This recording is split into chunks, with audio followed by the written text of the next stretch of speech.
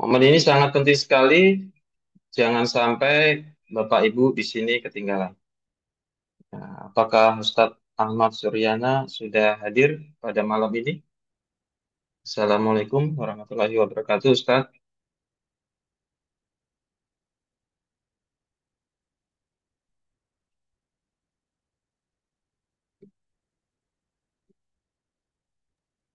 Belum hadir.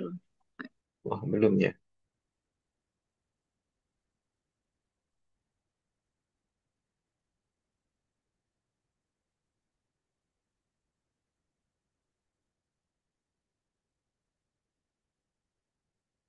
Oke, em, sambil menunggu, ya kita mungkin bisa menyapa-nyapa. Ya, saya tadi perkenalan diri hanya menyebutkan nama ya. Nah, kebetulan saya juga di Rumah Halal Indonesia ini merupakan salah satu leader ya. Begitu pula dengan Ibu Rini dari Subang. Beliau juga salah satu leader. Nah, leader-leader ini kebetulan diamanahi ya untuk membantu Bapak Ibu member Rumah Halal Indonesia ya dalam menjalankan aktivitas bisnis dan belajarnya di Rumah Halal Indonesia. Kemudian di sini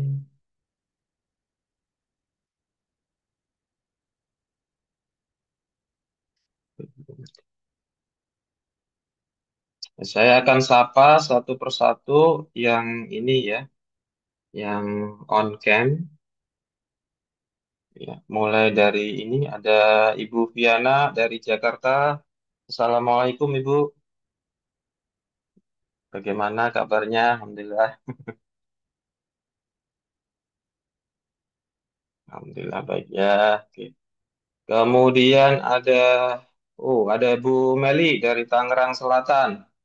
Assalamualaikum Ibu. Eh, beliau juga leader ya. Jadi nanti Bapak Ibu yang mungkin belum dapat leader, yang daerah Tangerang Selatan, ya atau sekitarnya mungkin bisa menghubungi Bu Meli juga. Kemudian ada Pak Jun nih dari Cibinong, Bogor. Nah, halo, Assalamualaikum Pak Jun. Mana Pak Jun? Kemudian ada Ibu Ega Rosa. Assalamualaikum Bu. Waalaikumsalam. Ada Pak Rahmat dari Tangerang Selatan juga. Nah, ini sepertinya tetangga ini dengan Bu Meli.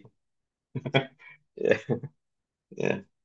Ada Bapak Mulyadi dari Jakarta. Assalamualaikum Pak Mulyadi. Ada juga Bu Luki Pasuruan. Kemudian Ibu Ekawati. Wah, ini Pak Jun baru nongol nih wajahnya. Assalamualaikum Pak Jun. Alhamdulillah, ya Allah. Sehat-sehat Pak Jun ya. Ada Pak Hidayat juga. Ini timnya Bu Meli ini ya. Kemudian ada Bu Nia Afriana. Ini kalau saya lihat ini Bapak Ibu ini insya Allah semangat-semangat ya. Auranya aura positif, aura membara ini semangat ini. Oke, sudah hadirkah Pak Ustadz Ahmad? Ada Bu Ina nggak disapa itu Pak. Ya, Assalamualaikum Bu Ina. Antara di depan layar dan di samping ya.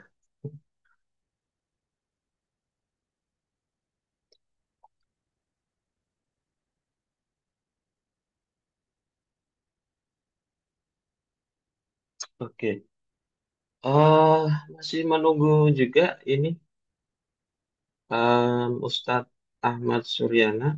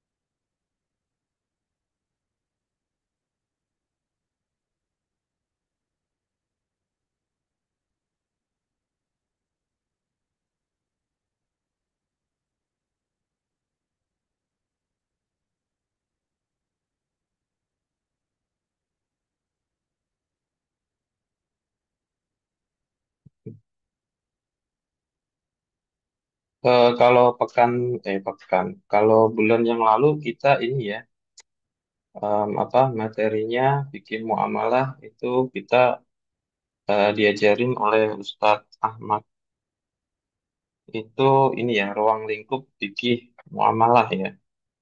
Jadi ada kalau secara teori itu ada muamalah yang berkaitan dengan tabaruk sosial, kemudian yang berikutnya ada muawadah.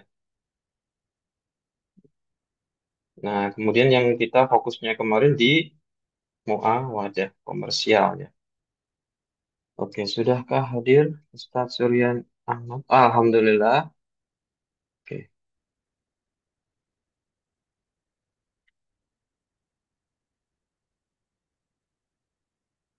sudah hadir Ustadz Ahmad Suryana. Bentar.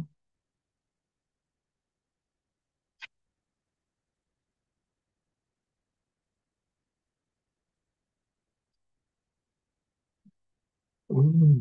Hmm.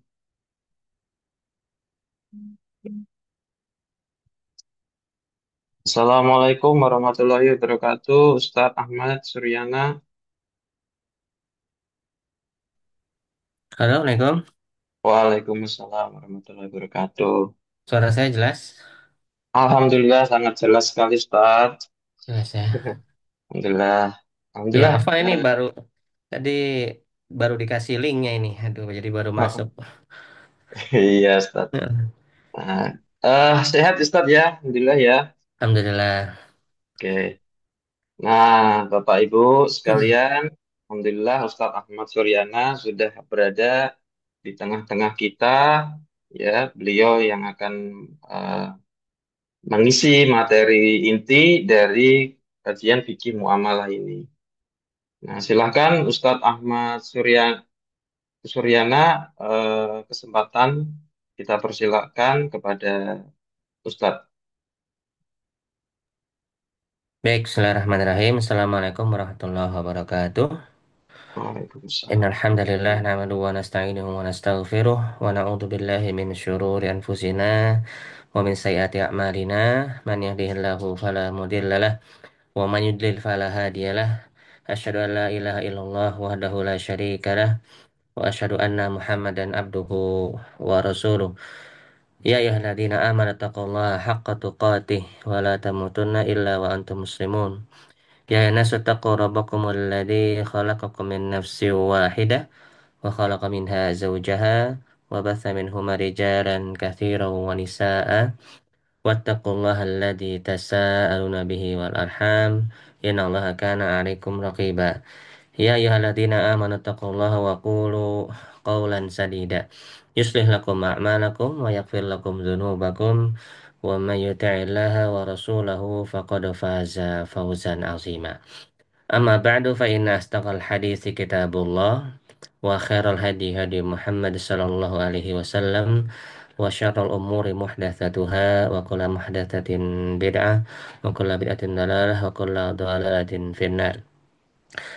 Hadirin rahimakumullah, Bapak Ibu sekalian, rekan-rekan sekalian, semoga Allah berikan keberkahan, Allah berikan keistiqomahan di atas dinul Islam. Alhamdulillah kita bersyukur pada Allah.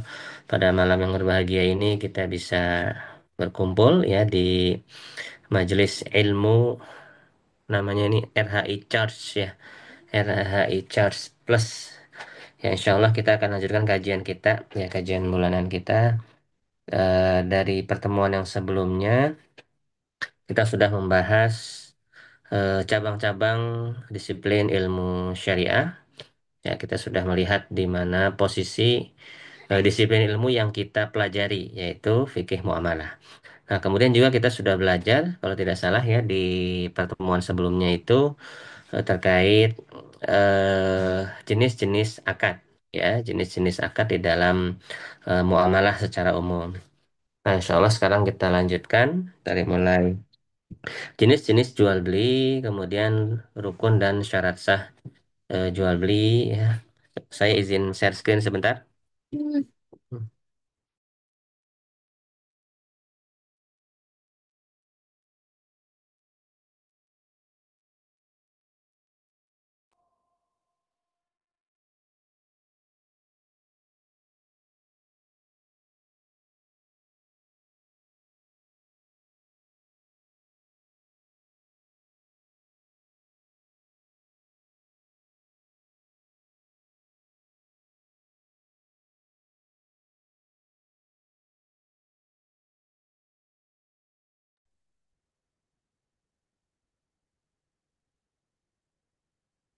Ya, layarnya tampil.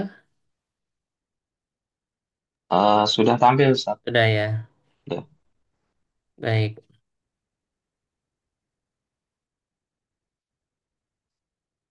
Kalau pengelompokan jual beli ini pertemuan sebelumnya sudah atau belum ya? Pengelompokan jual beli. Lupa saya. Belum, Ustaz. Belum ya? Iya, Ya, baik. belum. Ya, kita bahas ini dulu berarti. Ya, dari seluruh transaksi yang insya Allah nanti akan kita pelajari ya, bahwasanya transaksi jual beli itu ada berbagai macam jenis ya. Nah, agar tidak bingung, di sini saya buat pengelompokan ya. Nah, pengelompokan yang pertama itu yaitu pengelompokan jual beli berdasarkan objek yang ditransaksikan. Yang pertama adalah uang ditukar dengan barang. Nah, ini yang biasa terjadi ya. Kemudian yang kedua adalah barang ditukar dengan barang lain atau yang dinamakan dengan barter. Nah, kemudian uang ditukar dengan uang. Nah, mengapa kita penting mempelajari pengelompokan jual beli ini? Nah, karena nanti masing-masing dari eh, pertukaran ini, ya karena jual beli itu adalah pertukaran dua objek ya, antara penjual dengan pembeli. Nah, apa objek yang masing-masing diserahkan oleh penjual dan pembeli itu? Nah, nanti hukumnya berbeda-beda. Nah, maka kita harus mengetahui konsekuensi dari masing-masing jual beli. Apakah itu uang ditukar dengan barang, ataukah uang ditukar dengan uang? Nah, kalau terutama yang objek uang ditukar dengan uang, ya. Nah, ini itu ada aturan khusus karena uang merupakan salah satu komoditi riba. Nah, komoditi riba itu apa? Nanti akan kita pelajari di bab-bab yang selanjutnya. Nah, kemudian pengelompokan jual beli yang kedua yaitu berdasarkan waktu penyerahan barang ya atau waktu serah terima penyerahan barang. Yang pertama adalah ada uang, ada barang. Ini yang kita kenal dengan jual beli cash ya, jual beli cash atau tunai. Kemudian ada barang di awal, kemudian uangnya belakangan. Ini yang kita kenal dengan jual beli tempo atau dan jual beli kredit ya. Kemudian ada uang di awal dan barangnya belakangan. Ini yang dikenal dengan akad salam.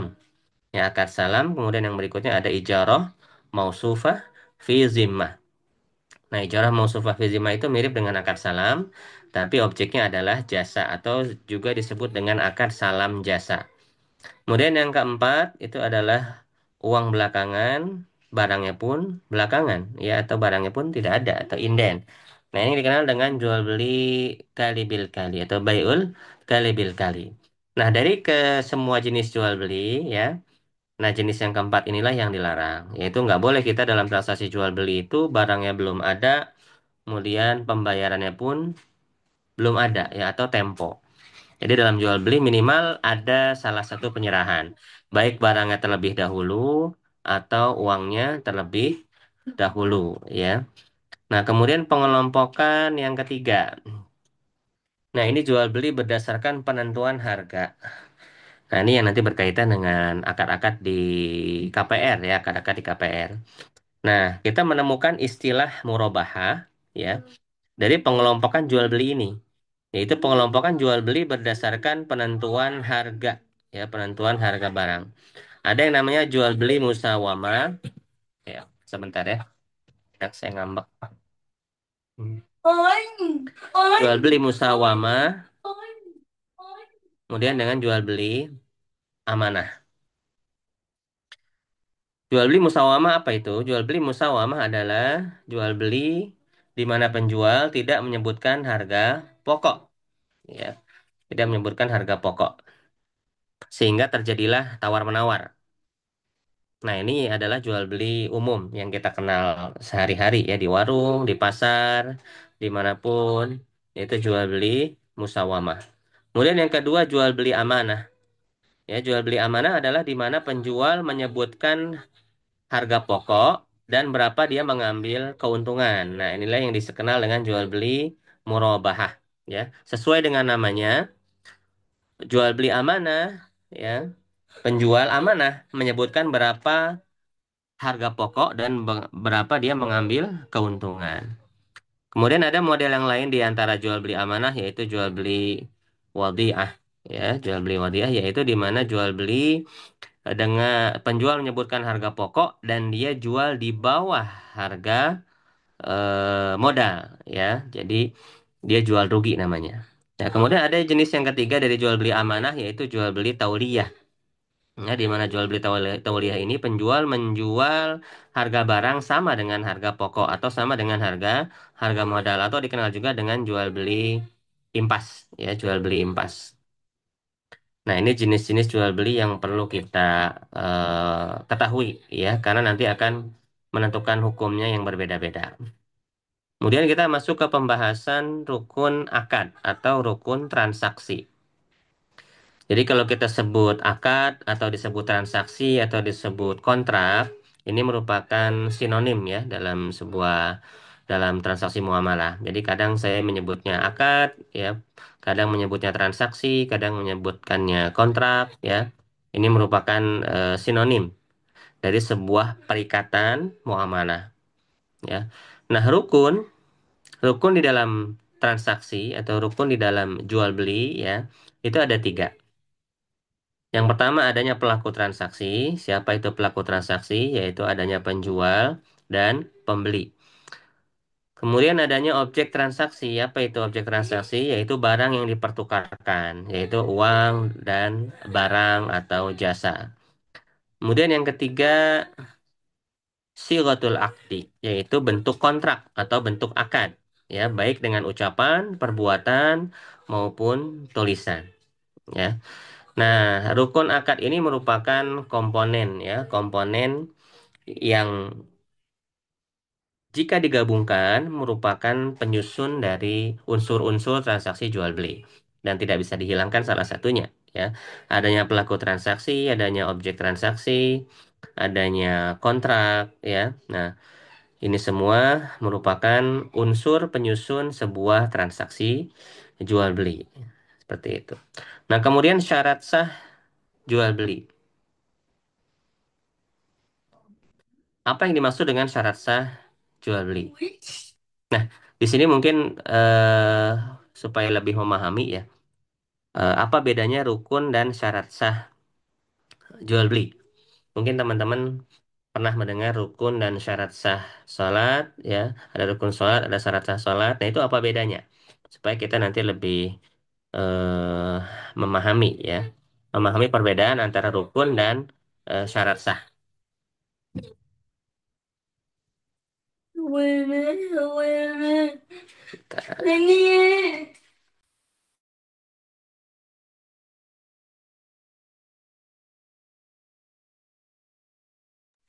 Halo, apakah ada yang mau berpartisipasi?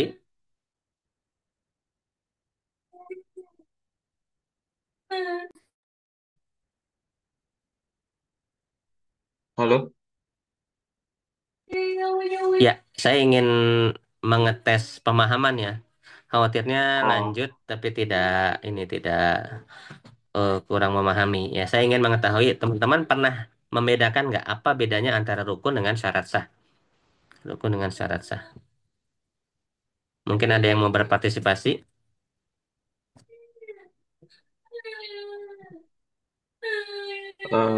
ini izin Ustaz, ada Iya, dari Pak Dewanto dari iya, Jakarta.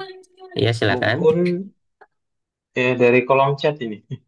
Iya, tolong dibacakan coba. Saya ini agak ribet ini. Ini gara-gara Ya. anak saya ngambek nih. Iya, Rukun merupakan bagian dari ibadah, sedangkan syarat itu sebelum ibadah. iya, baik. Syarat itu sebelum ibadah. Ada lagi yang lain mungkin supaya kita lebih memahami. Oke. Karena ini materi usul nih ya, materi usul itu materi prinsip. Jadi kalau kita nggak paham di sini, kemungkinan prinsip-prinsip akad di pertemuan-pertemuan selanjutnya itu agak kesulitan. Ya, ada yang mau menambahkan? Itu sudah bagus ya, tapi perlu tambahan. Apa bedanya antara rukun dengan syarat sah? Ya, terutama dijual beli. Nah, mungkin di sini saya spill dulu nih syarat sah jual beli ya. Syarat sah jual beli itu ada secara garis besar ada dua. Untuk pelaku transaksi itu ada tiga, dan untuk objek transaksi itu juga ada tiga. Jadi total enam. Nah, berarti syarat sah itu apa? Untuk pelaku transaksi ada syarat sah ridho, ya, al-ahliyah. Al-ahliyah itu ahli, kecakapan. Kemudian ada al-milku, kepemilikan objek, barang yang dipertukarkan, ya. Kemudian ada al-ibahah, barangnya harus barang yang mubah, tidak boleh barang haram. Kemudian al-qudrah ala taslim, dapat diserah terimakan. Kemudian yang terakhir al-ilmu, pengetahuan, ya, ilmu terhadap barang atau spesifikasi barang dan harga harga barang. Ya, nah nanti berarti kalau dari definisi-definisi ini, ya, unsur-unsur ini, apa bedanya antara rukun dengan syarat sah?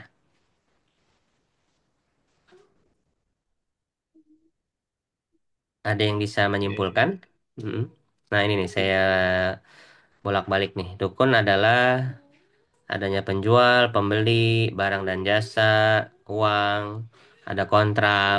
Sedangkan syarat sah adalah ridho, saling ridho, ahli, memiliki barang, barang harus barang mubah, kemudian dapat diserah terimakan, kemudian diketahui harga dan spesifikasinya, ya. Nah, berarti apa perbedaan antara rukun dengan syarat sah jual beli? Izin menyampaikan, Ustadz, ada Ya, lagi dari chat. Rukun itu jika tidak dilaksanakan, tidak membatalkan keseluruhan transaksi. Sedangkan syarat sah, jika tidak dilaksanakan, maka keseluruhan transaksinya batal. oke. Eh, baru 60%, baru 60%. Iya. Kemudian ada lagi, ini oh, yang tadi dari Eh, Pak Doni, ini ada lagi dari iya, Pak Kusfajaryanto. Rukun adalah bagian internal dari suatu perbuatan atau ibadah. Sedangkan oke. syarat adalah faktor eksternal yang mempengaruhi sah atau tidaknya perbuatan tersebut. Iya, Rukun harus ada agar perbuatan itu sah. Nah, sedangkan syarat hanya perlu dipenuhi agar perbuatan itu dianggap sah. Seperti itu, Ustaz. mirip-mirip ya. Iya, ya, belum ada Nah, yang 100% ya terus terang. Nah, coba kalau teman-teman kita membandingkan dengan rukun sholat ya. Rukun sholat itu dari mulai niat, takbiratul ihram, ya, kemudian membaca Al-Fatihah, ruku, sujud, dan seterusnya. Nah, itu adalah rukun sholat. Kemudian syarat sah sholat apa saja? Ya, syarat sahnya suci, suci dari hadas, ya, ya, balik. kemudian balik berakal, ya, istiqbalul kiblah, ya, menghadap kiblat, dan seterusnya. Nah, berarti apa tuh perbedaannya? Ya, jadi eh, kalau rukun itu adalah part atau komponen dari sebuah amaliyah. Nah, itu rukun ya, komponen penyusun. Ya, dari mulai adanya pelaku transaksi, adanya objek, adanya kontrak. Ya, jadi dia merupakan komponen sebuah transaksi. Nah, adapun syarat sah, nah di sini makanya saya bagi dua nih, dari 6 syarat sah itu, tiga dari pelaku transaksi dan tiga dari objek transaksi. Di sini menunjukkan bahwasannya syarat sah merupakan kriteria dari rukun, ya. Bahwasanya syarat sah adalah kriteria dari rukun. Nah, kriteria dari pelaku transaksi. Nah, pelaku transaksi ini kan di atas termasuk rukun nih, ya. Pelaku transaksi termasuk rukun. Kriterianya apa saja untuk pelaku transaksi? Ya, nah itu yang dimaksud dengan syarat sah. Semuanya harus ada ini dalam jual beli, ya, nggak bisa berkurang. Kalau rukunnya nggak ada salah satu, berarti nggak terjadi jual beli, ya. Rukunnya terpenuhi, bisa terjadi dua beli, tapi jual belinya kalau tidak terpenuhi syarat sah menjadi batil, ya, atau menjadi tidak sah. Ya, seperti itu bedanya. Jadi rukun tidak ada, maka jual beli nggak jadi. Tapi kalau rukun ada, tapi syarat sah kurang, maka jual beli bisa saja terjadi, tapi tidak sah atau batil. Seperti itu. Jadi semuanya harus terpenuhi. Ya, rukunnya ada, ya, maka jual beli bisa jalan dan syarat sah terpenuhi sehingga jual belinya sah dan tidak mengandung keharaman. Ya, demikian perbedaan antara rukun dan syarat sah, ya. Nah, untuk pelaku transaksi itu ada 3 syarat. Nah, yang pertama adalah saling ridho, ya, ar-ridho, ya, tidak boleh jual beli itu dengan paksaan, ya, dengan tidak sukarela itu tidak boleh. Jadi harus memenuhi kriteria kriteria ridho. Contohnya apa jual beli dengan keterpaksaan? ada kasus jual beli, orang melakukan transaksi jual beli karena terpaksa, karena dia punya utang, misalnya, ya, misalnya A berhutang sama si B, ya, nah si B menawar barangnya, eh, karena kamu punya hutang, ya, maka saya mau beli barang kamu dengan harga yang sekian, murah, ya, di bawah harga pasar, karena kamu hutang nggak bayar-bayar. Nah, seperti itu.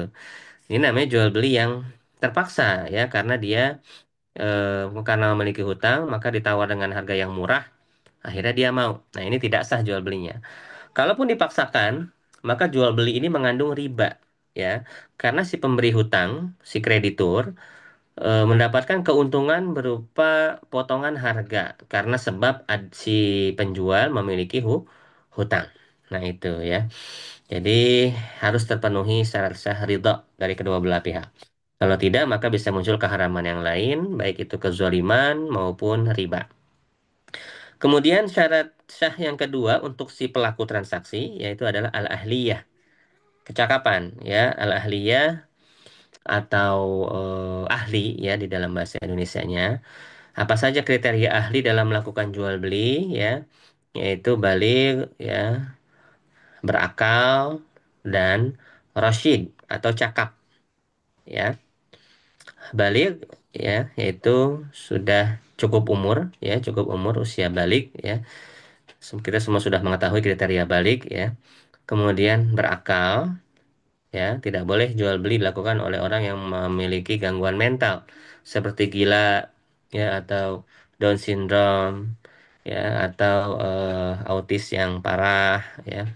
Nah, itu tidak boleh karena dia tidak akan bisa menimbang maslahat dalam transaksi jual beli. Kemudian Rashid itu cakap, ya, cakap. Dia dapat mengetahui transaksi jual beli. Apa di antaranya? Dia mengerti hitung-hitungan, mengetahui aritmatika sosial, mengetahui pertukaran uang, ya. Mengapa? Karena nanti kalau dia nggak ngerti hitung-hitungan, ya bisa ditipu, ya, bisa ditipu. Kembalian berapa, bawa uangnya berapa, ya. Karena ada, ya, saya pernah beberapa kali menemukan orang-orang yang dia nggak ngerti duit, ya, nggak ngerti duit, bayar berapa, kembalinya berapa, itu nggak ngerti, ya. Nah, ini rawan terjadi penipuan. Maka di antara syarat sah jual beli itu adalah Rashid. Ya, Rashid itu adalah cakap. Ya, dia mengetahui hitung-hitungan, ya, mengetahui aritmatika sosial, mengetahui mata uang, ya, bayar berapa, kembalian berapa, itu dia harus mengetahui. Nah, kemudian yang berikutnya syarat untuk pelaku transaksi al-milku, kepemilikan. Ya, jadi pada asalnya orang itu tidak boleh menggunakan baik uang ataupun barang milik orang lain untuk bertransaksi. Seperti itu. Jadi kalau kita mau beli barang ya pakai duit sendiri. Kemudian kalau kita mau jualan, maka barang sendiri, jangan barang orang, ya. Tidak boleh kita menjual barang yang bukan milik milik kita, ya, atau menjual barang yang belum dimiliki. Kata Nabi SAW, la tabi' ma laisa indak. Janganlah kalian menjual apa-apa yang tidak kalian miliki, ya. Nah, ini merupakan syarat sah, ya.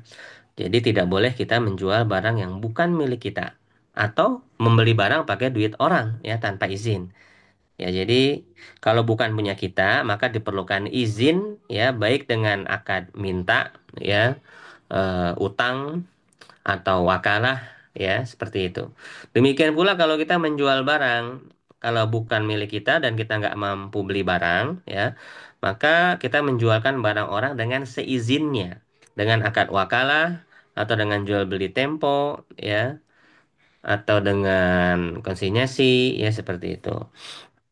Nah, kemudian syarat sah untuk objek transaksi. Ya, yang pertama al-ibahah, barangnya harus barang yang mubah, tidak boleh barang yang haram, ya, tidak sah jual beli barang yang haram, ya. Kemudian al-qudrah ala taslim, dapat diserah terimakan. Nah, ini yang terkadang masyarakat itu luput. Kalau barang halal mungkin masyarakat banyak yang paham, ya, nggak boleh jual beli miras, babi, dan lain sebagainya, barang-barang haram. Tapi syarat saya yang kelima ini, ya, al-qudrah ala taslim, dapat diserah terimakan. Nah, ini yang terkadang apa namanya, banyak yang lupa, terutama di bidang properti syariah. Nah, ini RHI kan properti syariah ya, banyak menjualkan eh, properti-properti baik tanah maupun rumah ya. Nah, ini sering kejadian al-qudrah ala taslim, menjualkan kafling ya, menjualkan tanah, menjualkan rumah inden, tapi ternyata tanahnya ini nggak dapat diserah terimakan.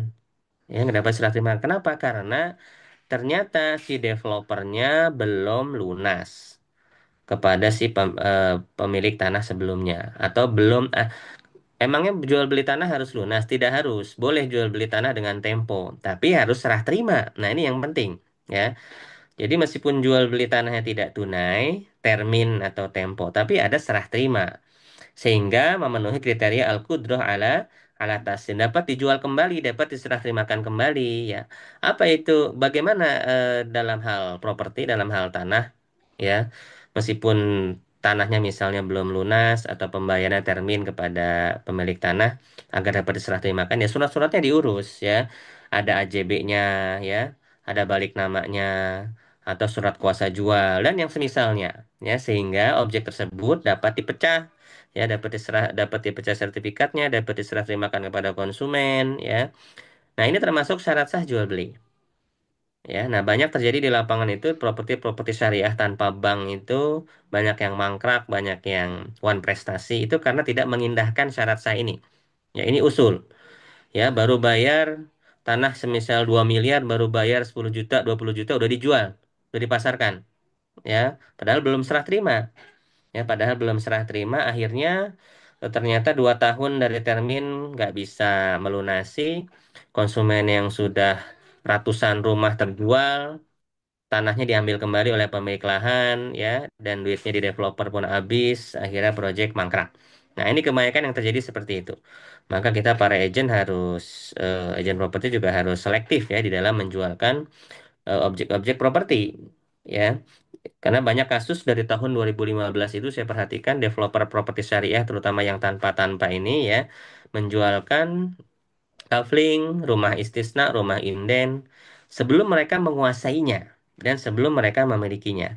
Sehingga tidak dapat diserah terimakan ya, belum ada HJB-nya, belum pecah sertifikat ya, belum ada kuasa jual dan sebagainya. Karena ini merupakan syarat sah ya.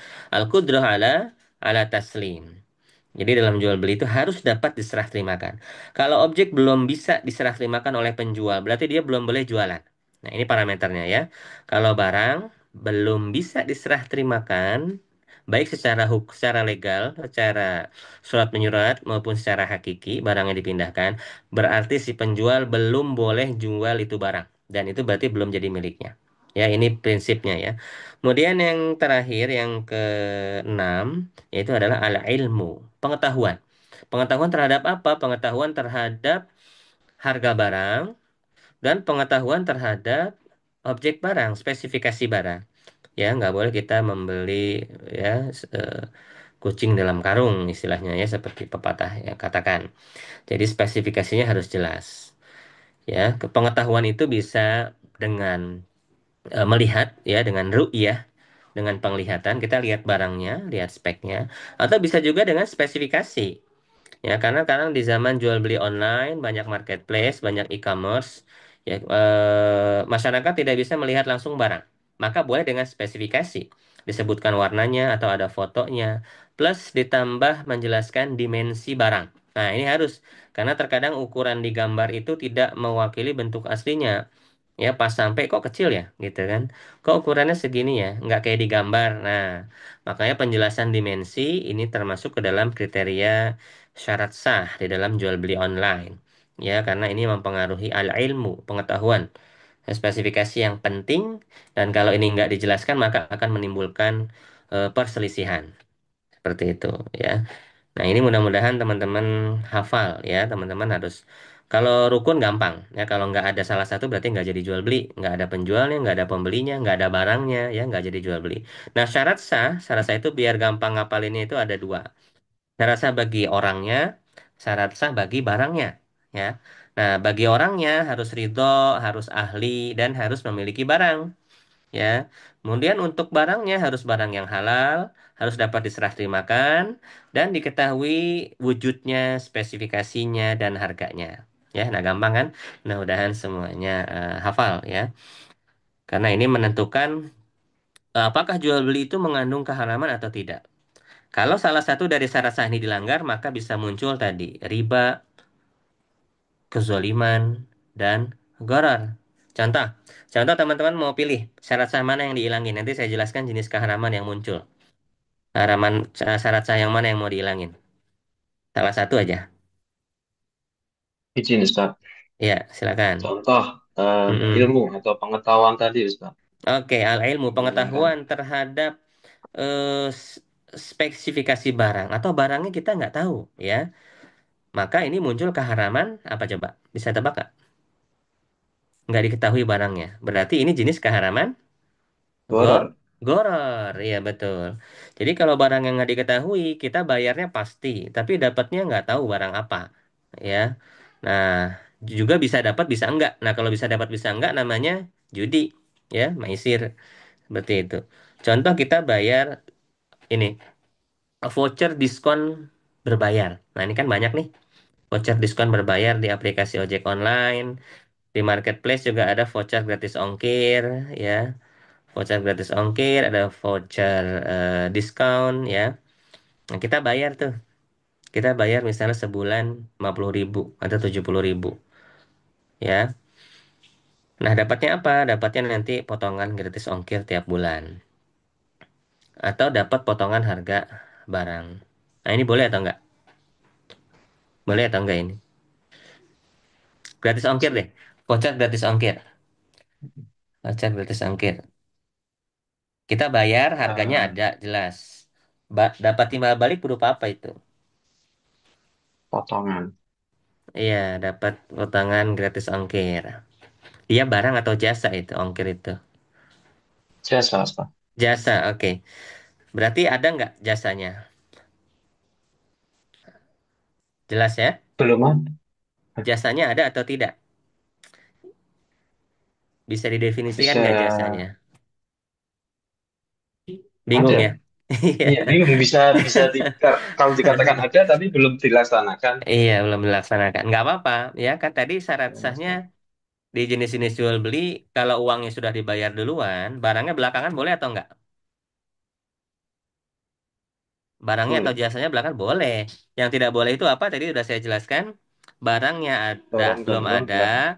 bayarnya pun belum. Ya, jadi minimal salah satu. Jadi kalau kita bayar, tapi jasa dan barangnya belakangan itu nggak ada masalah. Yang penting jelas objeknya apa, ya. Apakah Oh, jasa pengiriman, apakah barang tertentu, ya, untuk menghindari gharar. Sekarang saya yang mau menghilangkan salah satu. Al-milku, kepemilikan. Coba, kalau si penjual tidak memiliki barang, ya, pelajaran muamalah itu pelajaran mikir, analisa, ya, jadi agak agak memang butuh konsentrasi ya. Saya hilangkan satu, kepemilikan. Banyak nih sekarang dropshipper coba comot-comot barang di marketplace ya, comot-comot foto, ngambil foto di Google, terus dia bikin akun, bikin akun marketplace, terus dia jual barang. Barangnya nggak ada, ya. Apa yang terjadi? Keharaman apa yang muncul? Keharaman apa yang muncul? gharar. Ya, Bukan gharar, goror, Ustaz. iya Karena betul. barangnya nggak jelas. Barangnya nggak ada. Ini masuk Iya. dalam kategori bai'ul ma'dum. Ada satu lagi. Ini paling parah nih kalau saya rasa ini dihilangkan. Goror udah pasti karena barangnya nggak ada. Bisa dapat, bisa enggak dia si penjualnya. Atau kehabisan stok ya karena barangnya belum ada. Ya masih goror. Ada keharaman apa lagi yang paling parah? Dolim. Muncul zolim ya. Zolim juga ada karena kalau dia sudah bayar ternyata barangnya nggak sesuai yang dia pampang gambarnya karena dia gambarnya habis nyomot di Google ya habis nyomot di marketplace ternyata dia nyari ke supplier nggak ada yang mirip sama foto yang dia comot tuh di Google nah akhirnya zolim ya mengurangi spek betul ini syarat saya yang paling parah nih kalau dihilangin ini nih kepemilikan nih satu lagi muncul riba ya muncul riba riba dari mana kalau dia tidak memiliki barang ya maka dia mengambil keuntungan dari pertukaran apa itu? Pertukaran fiktif. Iya, uang dengan uang, ya. Jadi Iya, dia nggak ada barang nih, penjual bayar, ya penjual bayar. Terus dia beli barang, baru dia beliin barangnya, nyari barang tuh ke supplier, ya. Nah, dia beli pakai duit cost customer lagi, ya. Padahal di harga marketplace itu atau di harga yang dia cantumkan, dia sudah mengambil margin. Ya, kalau dia sudah mengambil margin, barangnya belum ada, berarti dia mengambil keuntungan dari apa itu? iya, iya, Uang. Iya. iya, iya. Padahal di dalam Islam, keuntungan itu harus ada dasar jual beli atau jasa. Kalau nggak ada dasar jual beli atau jasa, hanya uang yang dipertukarkan, itu namanya apa? Riba. Riba, ya. Nah, jadi ini syarat sah yang krusial nih, al-milku ini kepemilikan ini. Bisa muncul tiga jenis keharaman, kezaliman, gharar, bahkan riba bisa muncul di sini.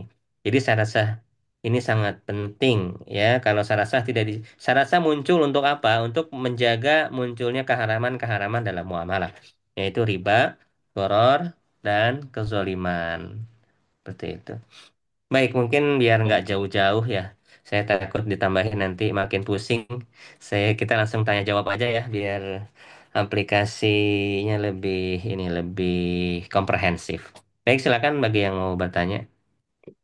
baik. Masya Allah, ilmunya sangat Hmm, daging sekali, Ustaz.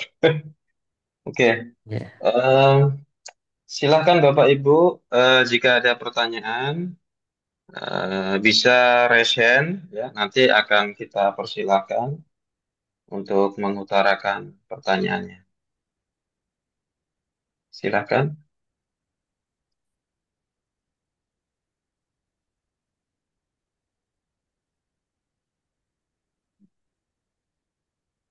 ya, kalau ada yang raise Baik, hand, belum diutamakan yang raise hand. Tapi kalau belum ada, kita lihat yang ada di chat. chat. Iya. Baik. Mm-mm. Eh, belum ada Ustaz yang raise hand. Mohon Iya, izin saya bacakan yang dari chat. Ya, iya. oke. Pertanyaan dari Ibu Baiti. Berarti tidak boleh Pertama affiliate yang ya? mana nih? Dari Eh, Ibu eh, Baiti, Baiti rumah halal.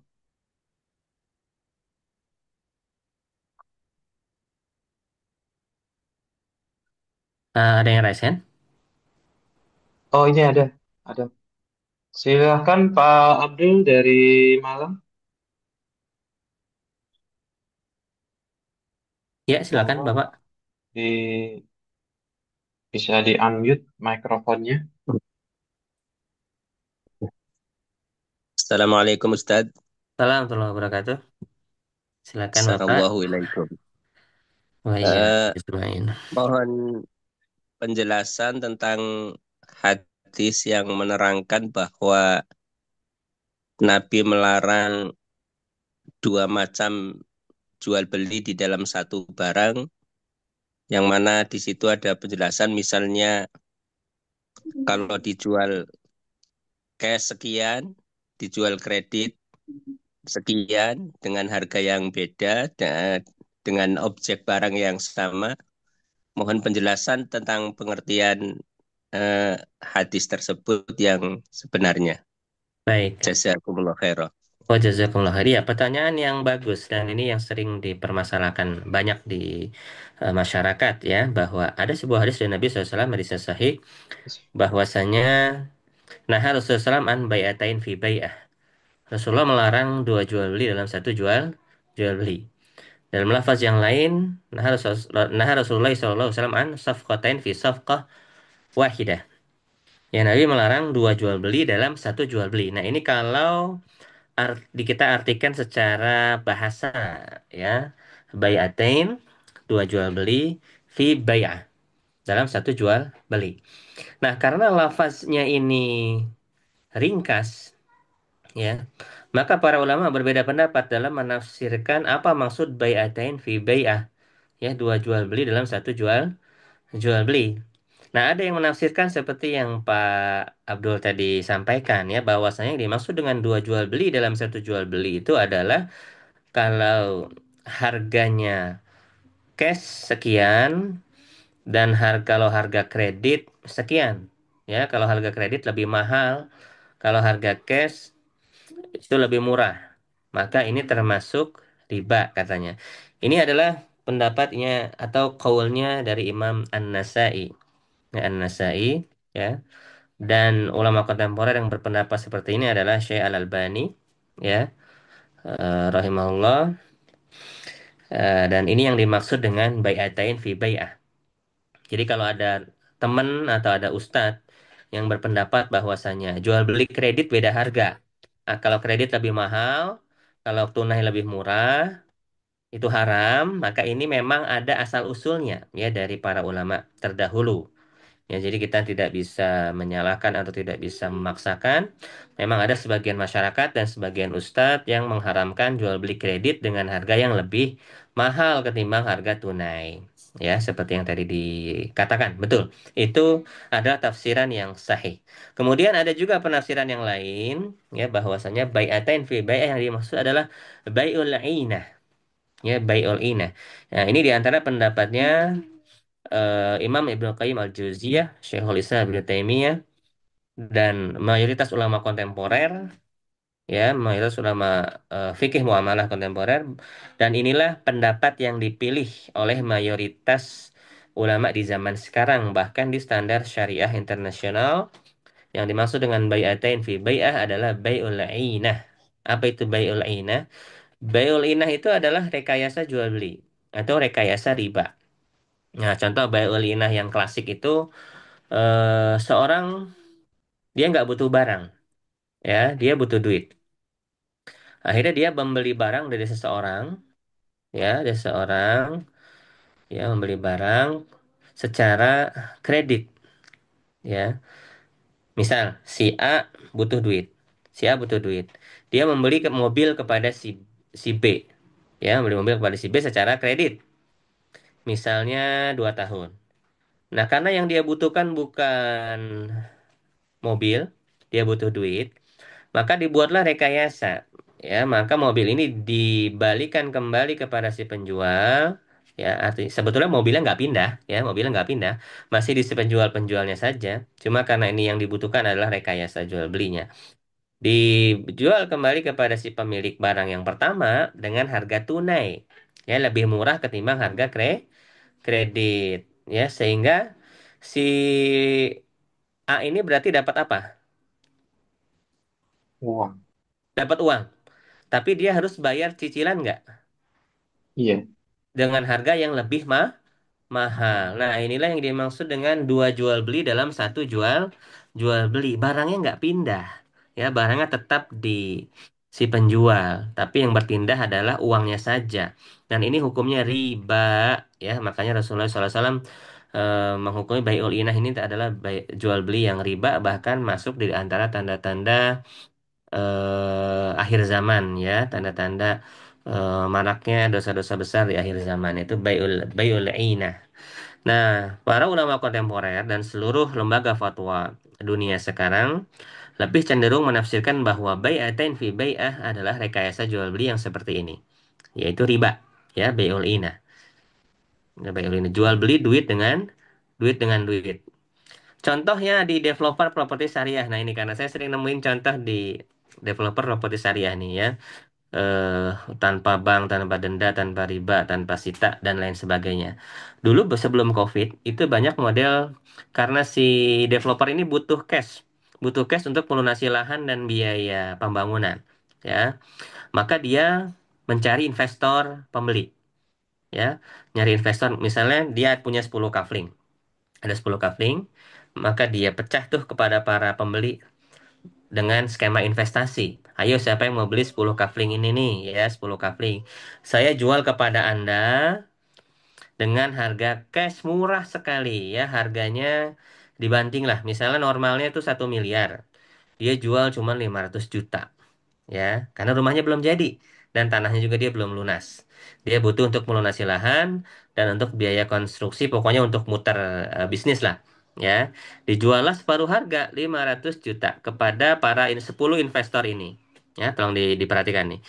Nah, kemudian setelah bukan hanya itu, developer menjanjikan kalau memang Bapak Ibu belum membutuhkan rumah atau ragu rumah ini nanti nilainya naik atau turun, kami berjanji, ya, developer berjanji akan melakukan buyback di 2 tahun kemudian. Ya, jadi Bapak nggak ada ruginya. Nanti akan kami buyback dengan harga yang lebih tinggi atau minimal dengan harga normalnya 1 miliar. Berarti Bapak investor untung 100%. Seperti itu. Oke. Nah, ini merupakan buy all in. Nah, ya, dua jual beli dalam satu jual beli. Ya, padahal si investor ini dia nggak niat beli rumah.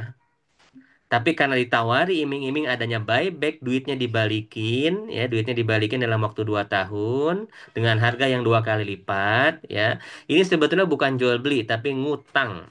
Ya, developer ngutang duit investor, ya, dengan jaminan tanah itu, ya, dengan jaminan tanah itu, utang berbunga. Nah, inilah yang dinamakan dengan bai'atain fi bai'ah, dua jual beli dalam satu jual beli. Hakikatnya bukan jual beli, tapi utang berbunga. Ya, inilah yang dilarang. Adapun jual beli kredit dengan berbeda harga, ya, cash sekian. Kemudian kalau tunai sekian itu boleh. Kenapa? Karena ketika disepakati di kontrak, itu pembeli milih salah satu, bukan dua-duanya. Jadi mau cash apa mau kredit nih? Saya maunya kredit. Ya udah, yang dikontrak adalah satu akad, tidak dua akad, ya. Adapun ada di price list adanya kredit, adanya cash, itu baru penawaran, belum terjadi transaksi, ya kan? Baru penawaran, proyeksi lah, simulasi, ya, baru simulasi. Adapun saat akad, saat dinotaris itu yang disepakati adalah satu akad, bukan dua akad dalam satu transaksi. Sedemikian. Ya, jadi kurang tepat, ya, kurang tepat baik secara logika maupun secara penerapan di lapangan. Kalau ditafsirkan bai'atain fi bai'ah itu adalah jual beli antara cash dan kredit dengan berbeda harga, itu kurang tepat. Tapi yang lebih tepat adalah bai'ul inah tadi, ya. Jual beli kredit, ya, dengan harga murah dan dilakukan buyback dengan harga yang lebih mahal. Ini sama aja utang piutang, ya, seperti contoh developer yang tadi saya sebutkan. Ya, mudah-mudahan bisa difahami ya Bapak-bapak sekalian, Bapak Ibu sekalian. Wallahu a'lam bishawab. Oke, barangkali penanya berikutnya, silakan raise hand. Ada lagi, Bapak Ibu?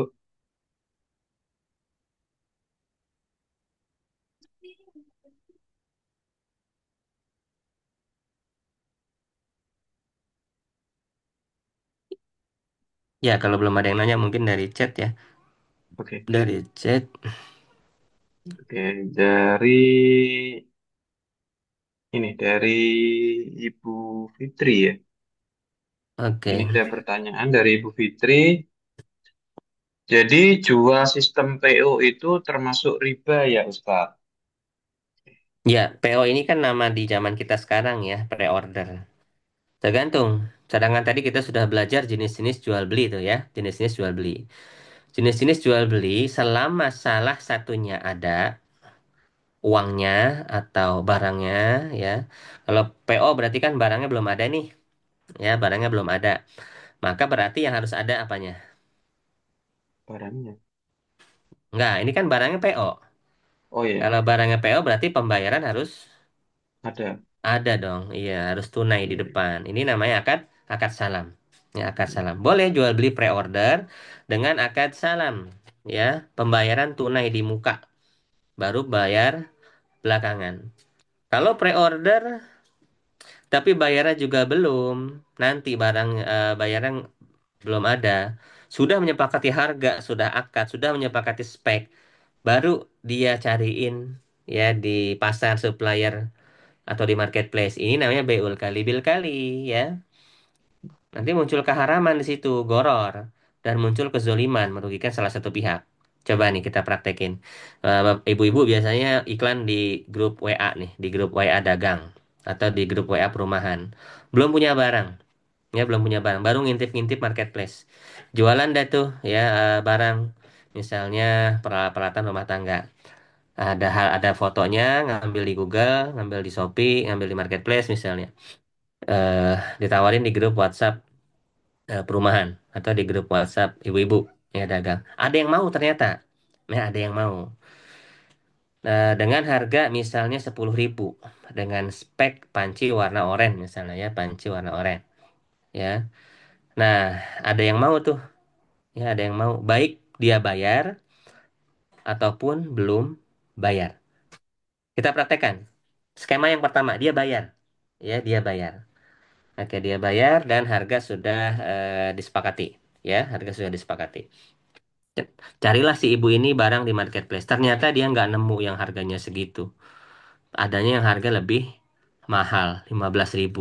Dia jual 10.000, udah disepakati di awal tuh ya. Rugi nggak dia penjualnya? Oke. Rugi, ya. Karena dia menjual barang yang belum ada tapi harga sudah disepakati di muka. Maka dia mengalami kerugian. Kerugian. Ini efeknya. Ada yang terzolimi. Penjual dalam hal ini penjualnya terzolimi. Oke.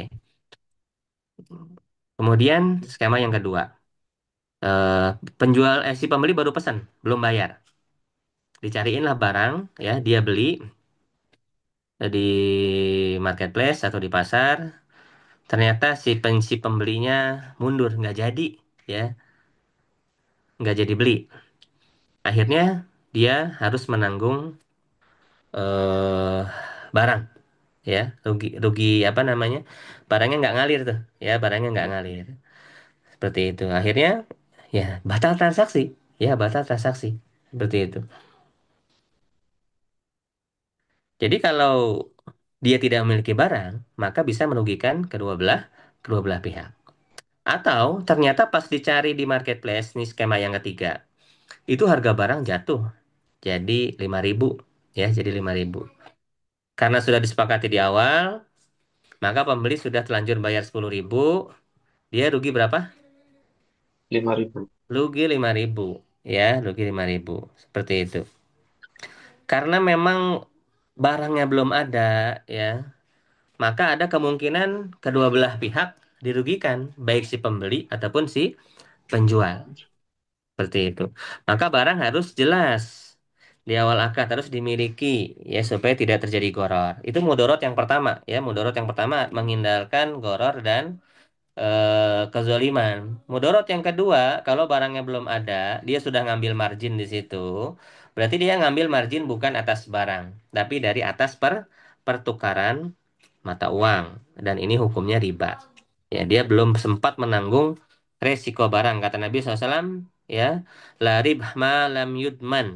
Tidak halal mengambil margin, mengambil untung untuk sesuatu yang belum ditanggung resikonya.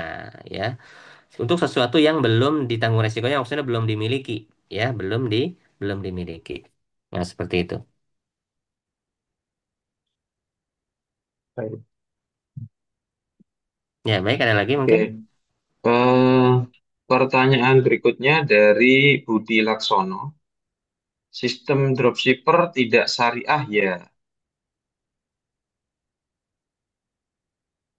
Jadi beliau menanyakan Wah, ini masih apa? lanjutan pre-order sebetulnya ya. Ya, jadi Iya, sebetulnya mau pre-order ataupun dropshipper, kalau mau aman, tidak mengandung keharaman, jangan menyepakati harga dan spek terlebih dahulu. Tapi baru simulasi aja.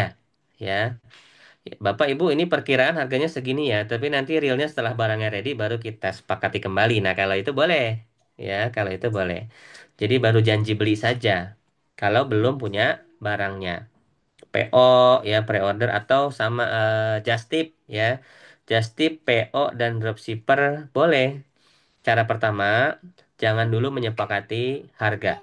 Karena kalau sudah menyepakati harga dan ternyata nanti barangnya nggak ada atau barangnya naik atau turun, itu merugikan salah satu pihak. Seperti itu. Kalau barang.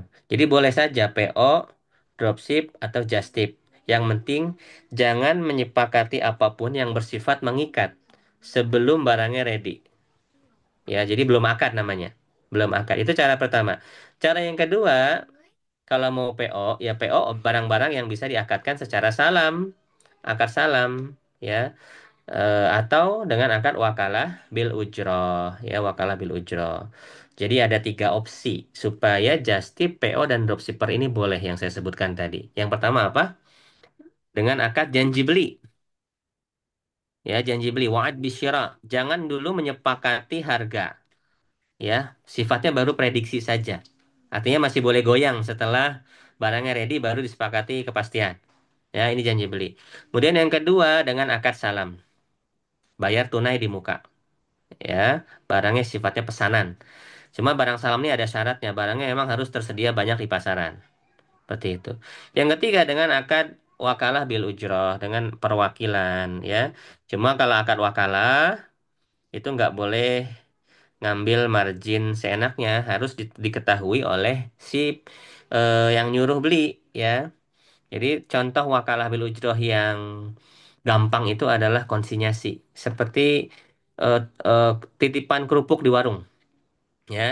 Tukang kerupuk nitip di warung atau snack-snack makanan ringan nitip di warung. Nah, ini namanya wakalah ya. Wakalah bil ujrah, konsinyasi ya konsinyasi. Nah, itu tiga akad yang dibolehkan untuk skema just tip, pre-order atau PO gitu ya. Allahu a'lam bishawab. Oke. Mohon izin Ustaz, ini Ya, ada yang resen lagi iya silakan. dari Pak Anung Bekasi. Silakan Pak Anung. Baik, Assalamualaikum Ustadz. Assalamualaikum warahmatullahi wabarakatuh. Maaf, ini kameranya sinyalnya kurang baik. Iya, nggak apa-apa. Sama saya juga. Jadi kalau munculin gambar itu nanti tersendat-sendat. Iya, Heeh. izin ini mau tanya terkait DP atau uang muka.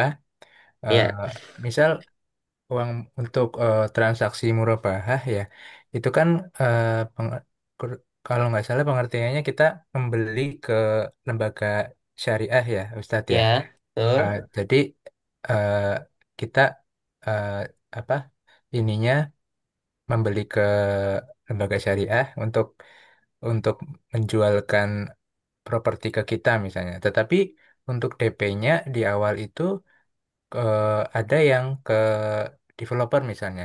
Sedangkan kita kan transaksinya ke lembaga syariah tersebut. Itu hukumnya seperti apa ya Ustadz ya? Iya, Kenapa? jadi Hmm. DP itu sudah akad jual beli ya. Jadi nggak boleh konsumen kalau dia mau melakukan pembiayaan KPR harusnya betul, harusnya akadnya dengan bank. Jadi nggak boleh dia DP ke developer. Kalau di bank syariah yang ada itu sebetulnya sudah sesuai. Cuma terkadang yang nggak ngerti itu marketingnya atau sales banknya itu kadang nggak ngerti itu. Kita harus arahkan ya. Jadi teman-teman RHI harus mengarahkan ke konsumen bahwa kalau mau DP tidak perlu ngasih ke developer. Tapi cukup dicadangkan di rekening banknya. Dia mau kredit pakai bank apa? Misalnya pakai BSI atau pakai BTN Syariah. Sudah duitnya taruh situ aja. Ya, taruh situ duit DP-nya. Tidak perlu diberikan ke developer. Nanti setelah bank beli, baru duit DP itu diambil oleh bank. Harusnya seperti itu ya. Tapi andai kata sudah terlanjur ada duit yang diserahkan ke developer, ya sudah. Tinggal developer buat perjanjian bahwa duit itu jangan dulu dipakai sebelum akad dengan bank. Gitu ya cara mengakalinya. Ya, ada lagi yang ditanyakan? Baik, Ustadz, izin kalau Ya, kalau uang tanda jadi itu seperti apa Ustadz? Fee eh booking, booking booking fee. fee. Ha. Ya, booking fee jangan diakatkan DP. Kalau diakatkan DP ntar jadi nggak sah itu. Apa Oh, bedanya booking fee dengan DP? Kalau DP itu ngurangin harga rumah. Jadi ya. teman-teman nanti setting bilangin developernya, booking fee itu jangan ngurangin harga harga rumah. Kalau ngurangin harga rumah, booking fee-nya diambil, udah akad itu, nggak sah nanti KPR-nya ya. Jadi Hmm. booking fee lebih baik akadnya adalah titipan ya, yang nanti akan dibalikin atau mengurangi DP nanti setelah sudah akad dengan bank ya. Gitu. Atau yang kedua, booking fee kan biasanya jumlahnya pasaran tuh ya 2 sampai 5 jutaan. Murah lah ya. Itu diakatkan sewa ya, diakatkan sewa untuk pengurusan KPR. Kan ada tuh suka biaya KPR ya, biaya KPR. Nggak apa-apa itu akad ijarah sah. Jadi itu boleh diambil oleh sales ya atau oleh marketing in-house seperti itu.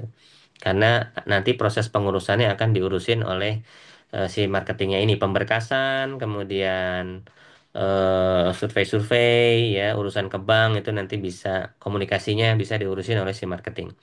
Jadi boleh marketing mengambil fee booking fee itu atau anak buahnya developer atau marketing in-house-nya mengambil 2 juta atau 3 juta ya sebagai jasa pengurusan KPR. Itu akadnya boleh. Maaf tadi untuk yang booking fee tadi eh, boleh mengurangi DP atau tidak ya, Ustaz ya? Nggak boleh, Maaf, nggak boleh. boleh ya? Nah, nanti, jadi kalau mau mengurangi DP, booking fee itu nggak boleh dimakan, nggak boleh dipakai. Sifatnya titipan, ya sifatnya titipan, gitu. Karena uang belum akad nih sama bank. Iya. Boleh menerima apapun, mau booking fee, mau DP.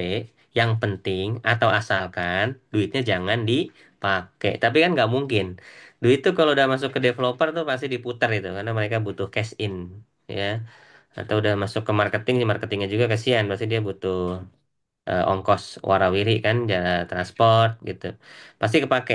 Maka itu nggak aman. Jadi jangan diakatkan Hmm. titipan, diakatkan aja jasa, ya jasa di luar harga rumah. Oh, oke oke Ustaz. Iya. Artinya yang tadi yang DP pun eh, DP ke misalnya ada skema DP ke developer pun nanti eh, di akad dituliskan apa eh, skenarionya Titipan, titipan gitu ya Ustaz iya, ya. Yang nanti jangan dipakai, yang refundable ya. ya berarti ketika Hmm. untuk DP tersebut eh, misal sudah masuk ke developer kemudian akad apakah uang DP tersebut dikembalikan dulu ke konsumen, baru konsumen ke bank atau Nggak ya perlu, seperti apa, Ustadz? nggak perlu. Jadi pas akad nanti dengan bank ya sudah, berarti duit itu baru boleh diambil oleh developer gitu aja. Oh, iya, Mm. iya. Oke, oke, Ustadz. Ya, Baik, terima kasih, baik. Ustadz. Ada lagi ya? Silakan Bapak Ibu, ada lagi yang resen? Jika sambil nunggu ada yang resen, izin saya bacakan yang dari komentar ya Ustadz. Iya, Oke, ada lagi pertanyaan dari eh, Bapak Pujiono, Tasikmalaya. Ustadz mau tanya, misalkan kita beli produk dari suatu perusahaan, tapi dengan cara kredit yang ada selisih harga dibanding dengan cash, tapi lewat bagian finance yang masih satu bagian dari perusahaan tersebut. Nah, apakah itu termasuk riba? ya tergantung finance-nya. Finance-nya syariah atau bukan. Kalau bukan nggak boleh, itu riba. Ya, jadi finance mau dia bagi anak perusahaan, mau bukan anak perusahaan, sama-sama badan hukumnya terpisah biasanya dan keuangannya terpisah itu. Jadi harus lembaga syariah. Leasing itu finance itu leasing ya. Jadi kalau Oke, leasingnya syariah boleh, kalau leasingnya konvensional nggak boleh, riba. oke. Pertanyaan berikutnya, Mm-mm. jual beli yang pakai Shopee Pay, bagaimana hukumnya, Ustadz? Boleh, Shopee itu seperti GoPay atau seperti OVO dan Dana itu duit ya, duit elektronik. Yang nggak boleh itu adalah pay letter. Nah, beda. Mungkin ini ada terusannya kayak ini, Shopee Pay Letter kali ya. Iya. Yang nggak, yang nggak boleh itu Shopee Pay Letter ya. Pay Letter itu riba. Ya, itu utang berbunga. Kemudian ada lagi, Ustadz, dari Bu Ari Jatmikowati. Ustadz, jika pre-order makanan, barang, kan belum ada. Pembayarannya bagaimana? Di depan atau nunggu barangnya ada? Nah, ini tadi yang barang udah kita jelaskan tadi ya. Kalau kita jualan barang, barangnya kan belum ada. Bayarnya terserah mau bayar di muka atau di belakang. Tapi selama sebelum barangnya ready, masih boleh batal keduanya. Nah, nanti pas barangnya ready baru diakatkan tuh. Gimana Bu nih barangnya baru datang nih. Jadi apa enggak? Kalau jadi, berarti duitnya saya ambil. Kalau enggak jadi, duitnya saya balikin. Nah, kalau gitu boleh. Ya. Kalau makanan bebas. Makanan kita bikin sendiri itu namanya akad istisna. Bayarnya bebas. Kalau akad istisna ada flexibility di dalam payment. Mau di muka, setengah dulu, atau serah barangnya jadi, itu boleh. Dia kekhususan akad istisna. Barang yang custom ya, barang yang dibuat dulu, diproduksi dulu, itu bayarnya bebas. Boleh dijual sebelum kita memilikinya, karena emang harus dibuat terlebih dahulu ya. Ini pengecualian, akad istisna itu. Baik, Baik, ada yang lain? pertanyaan berikutnya dari Kai Kairida Hasri dari Banda Aceh. Bagaimana seperti kita mempromosikan produk, tapi transaksi dilakukan setelah barang itu ada? Bagaimana Ustadz Nah, hukumnya? ini yang boleh. Iya, ini yang betul. Ini boleh. Iya, yang betul yang seperti ini. Untuk kita bisa menjual barang yang belum kita miliki, yang boleh begini salah satunya. Gitu ya. Hmm. Setelah ada, baru diakatkan. Baik, berikutnya ada Bu Endang dari Semarang. Bagaimana dengan program RHI ini? Bisa dijelaskan rukun dan syarat sahnya transaksi sehingga memang terbukti bahwa apa yang sedang kita dalam kurung member RHI lakukan itu adalah benar-benar syah atau halal. Ini Oke. produk yang mana nih? Nanti tanya ke, iya tanya ke orang RHI-nya Iya ya. nih. Barang Waduh. yang mana ini? Iya, barang yang mana ini? Hmm. Jual rumah Baik. apa jual seminar apa jual bangun rumah atau apa? Nanti ditanyain ya. Oke. Hmm. Baik. Berikutnya ada lagi dari Dede Mul. Assalamualaikum warahmatullahi wabarakatuh, Ustadz. Bagaimana jual beli talangan pakai founder yang bayar dulu? Caranya pembayaran founder seperti apa sebenarnya? Cukron. Founder ini apa ya? Ini Maksudnya kurang tahu Pak juga ini. Pak Pak Dede Dede. maksudnya founder itu apa ini? Apakah founder maksudnya? Founder kalau bahasa Inggris artinya ini penemu. Iya, ini nembusnya nulisnya founder. Kalau Fa- founder Founder talangan pakai orang founder. Iya, mungkin yang pakai ini Ustaz, pakai ini. menggalang dana ya, Iya, menggalang dana. menggalang dana mungkin. Iya, founder. Iya, pakai funding mungkin maksudnya ya. Iya, funding. Iya, funding pakai dana. Ya tadi sudah saya ceritakan. Kita jual apa misalnya ya, pakai apa namanya, fund, dana talangan atau funding dari lembaga. Kita melakukan funding dari lembaga lending, biasanya seperti itu. Mungkin maksudnya itu ya. Lembaga lending itu leasing atau bank ya, boleh selama lembaganya syariah. Ya, kalau lembaganya konvensional maka nggak boleh ya. Jadi kalau lembaga pemberi apa namanya, pemberi fundingnya ya, pemberi pemberi lending ya, lembaganya namanya pemberi lending, kitanya melakukan funding ya, itu kalau secara bahasa.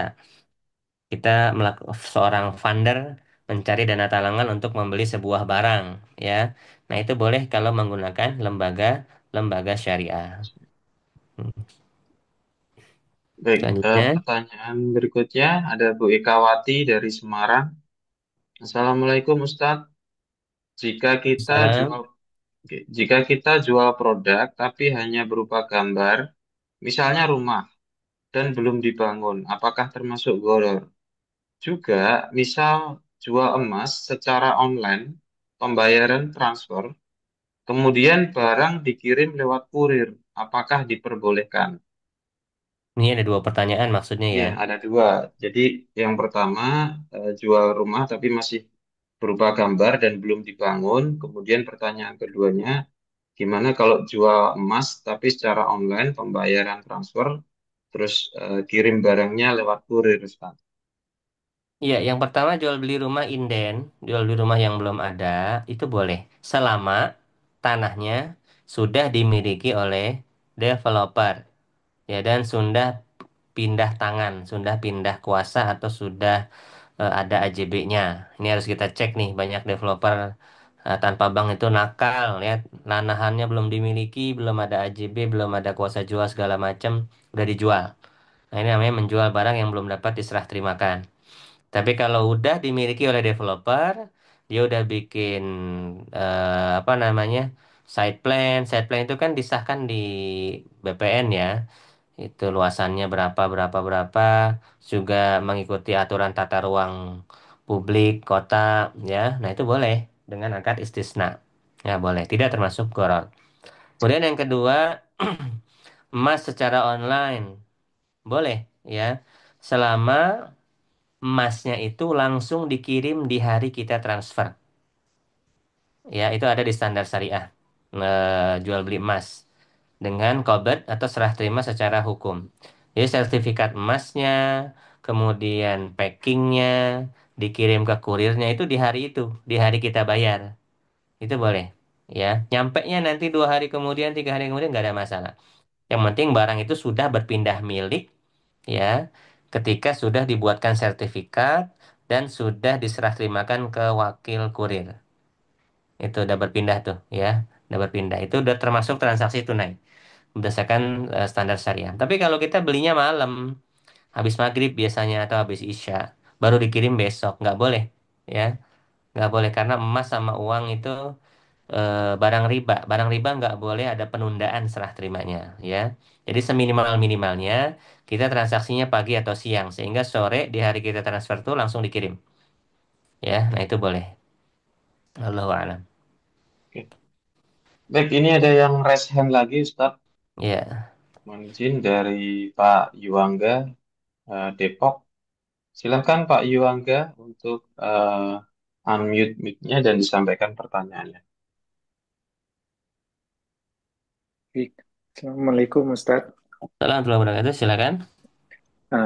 Izin nyambung pertanyaan sebelumnya tentang booking fee dan DP Ustadz. Tadi Iya, kalau saya tidak salah menyimak, uh, dua item ini diperbolehkan sepanjang itu tadi diangkatkan sebagai titipan, meskipun itu di rekening milik developer gitu ya Ustadz, dan tidak iya, boleh dipergunakan sampai terjadi akad dengan lembaga pembiayaan begitu Ustadz ya. iya, Nah, yang mau saya tanyakan, seringkali yang kami lihat itu di brosur pricing list terutama Ustadz, itu ada iya, tulisannya kan DP maupun booking fee itu ditransfer langsung ke rekening developer dengan bank tertentu. Dan yang jadi isu di sini adalah pada saat nanti pembeli melakukan eh, permohonan KPR begitu ya Ustadz ya, itu iya, kan bisa jadi banknya berbeda tuh antara yang rekening tadi bayar DP maupun booking fee dengan pembiayaan yang akan diterima. Nah ini bagaimana kita menyikapinya? Kemudian yang berikutnya masih terkait itu juga, eh, itu kan sifatnya hanya tulisan tadi ya, hanya itu booking fee maupun DP ditransfer ke rekening developer di bank tertentu. Sedangkan kita tidak sebagai konsumen ya Ustadz ya, kita tidak iya, bisa mengetahui pasti akad yang dilakukan antara developer dengan si konsumen. Artinya di sini apakah kita hanya menyerahkan saja begitu atau percaya saja atau memang kita harus betul-betul tahu ada melihat tulisan atau kontrak tertulis mengenai si DP maupun booking fee itu diakatkan sebagai titipan begitu Ustaz. Mungkin itu dulu pertanyaannya. Terima kasih. iya. Makanya tadi saya sebutkan bahwa skema yang ini itu skema alternatif kalau sudah terlanjur transfer. Ya, kalau sudah terlanjur transfer ke developer. Tapi kalau belum transfer, maka sebaiknya dihindari. Karena kita sebagai konsumen atau sebagai agent nggak bisa ngejamin tuh developer bohong atau tidak, atau pakai duitnya atau tidak, gitu kan. Kalau mau pakai skema seperti itu, betul, pakai akad hitam di atas putih, ya, yang bermaterai. Bahwa dana itu bersifat titipan dan bersifat refundable, bisa di-refund sebelum akad dengan bank. Nah, itu pakai perjanjian. Nah, yang aman, yang ini juga dibolehkan oleh seluruh bank syariah dan sesuai SOP, tidak perlu transfer ke developer, tapi cukup dicadangkan di rekening bank tempat si nasabah nanti melakukan KPR. Nah, selama ini di RHI saya sarankan demikian semuanya. Nggak boleh tuh konsumen transfer ke developer. Tapi cukup dicadangkan DP-nya di rekening tempat nanti dia melakukan KPR. Ini yang paling aman dan juga sesuai dengan SOP Bank Syariah.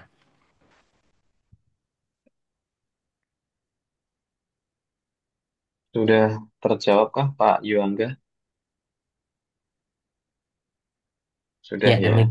iya demikian ya Pak Yuangga. Baik, masih ada waktu nggak? Mungkin 10 menit lagi ya, 10 Ya, menit lagi. 10 menit Ustaz. Nah, iya, silakan. Barangkali yang ini masih banyak kayaknya di chat saya baru lihat. Pak Yuangga resen lagi, apakah ada yang ditanyakan lagi? Oh, mungkin kepencet ini ya. Oke, dari Halo, Pak kolom, Yuangga mau lanjut atau yang lain? Silakan. Iya, kepencet kayaknya. iya kepencet. Hmm. Ini, dari Ini banyak yang A, sama ya. iya banyak yang sama Ustaz. Hmm. Dari AI ini, Ya, AI namanya. Saya pernah lihat ceramah bahwa saksi dan juru tulis riba merupakan orang yang terkena dosa riba. Saya pernah jadi marketing rumah komersil dengan menggunakan KPR konvensional. Saya menjual rumah-rumah tersebut, namun saya tidak ikut mengurus proses KPR, hanya mengumpulkan berkas dan menyerahkan ke admin kantor. Pertanyaannya, apakah komisi yang saya terima dulu halal atau haram? Mohon pencerahannya, Pak Ustadz. iya komisinya halal karena itu dari jual beli jasa yang halal.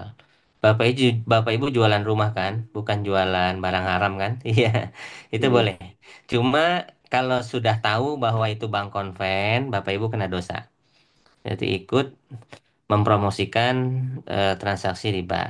Ya, kalau nggak hadir saat akad maka tidak termasuk saksi riba.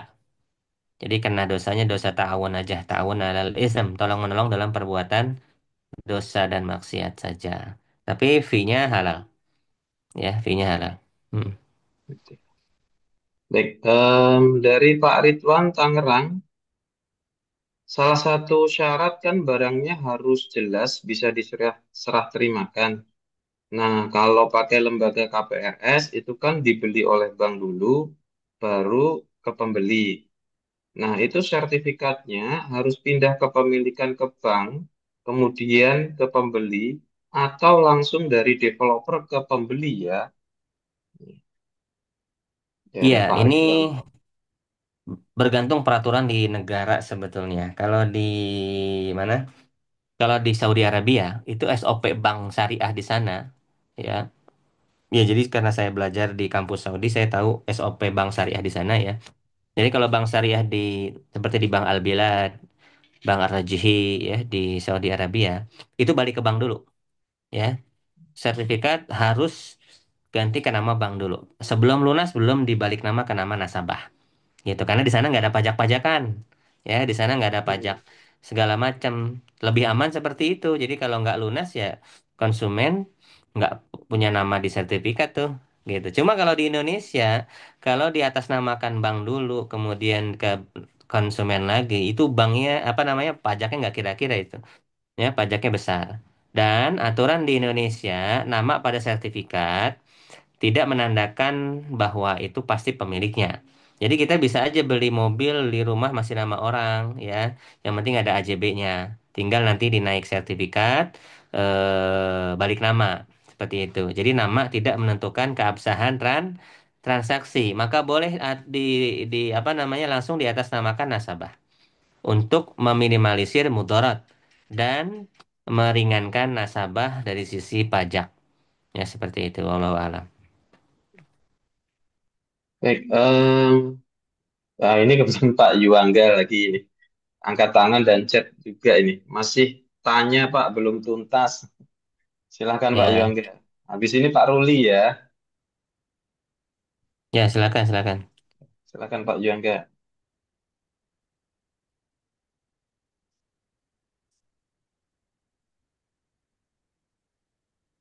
Pak Yuangga, Mic-nya belum di dipersilahkan.